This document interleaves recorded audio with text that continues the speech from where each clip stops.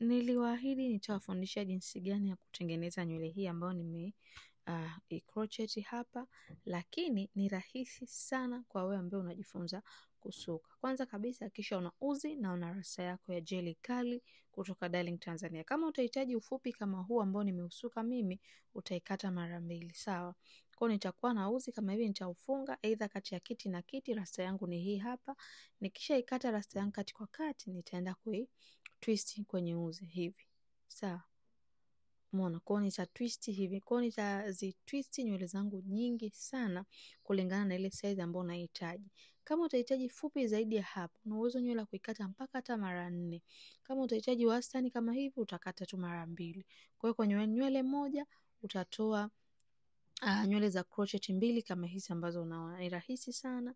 Kwa wale ambao ni mwanafunzi unajifunza, sio lazima ukatwist kichwani kwa mteja. Una uwezo kuendelea kujifunza kutwist hapa hivi, ukamaliza. Baada hapo ukaenda ukamsuka sasa mteja wako. Naomba nikukumbushe, mimi ni Farida Othman kutoka Farida Beauty Academy. Kwa mafunzo bora ya urembo na ususi, tunawakaribisha sana chuoni kwetu. Chuo kimesajiliwa. Baada ya kuitwist nywele yangu kutoshea, sasa ndo nikaenda nikaisuka hivi kichwani. Ni rahisi sana, hakuna ugumu wowote. Kwa hiyo kwa wale ambao mliomba video ni hii hapa, lakini pia una uwezo wa kutembelea YouTube channel yetu ya Farida Othman ukajifunza vitu vingi vizuri zaidi.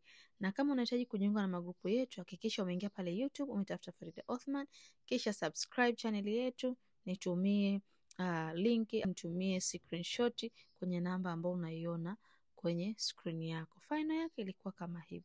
In case kama kuna kitu unahitaji kujifunza, niandikie hapo chini. Unahitaji mafunzo ya live, karibuni sana chuoni kwetu. Sisi tunaposema tunafundisha, huwa tunamaanisha. Nafasi za kujiunga na chuo bado zipo wazi. Karibuni.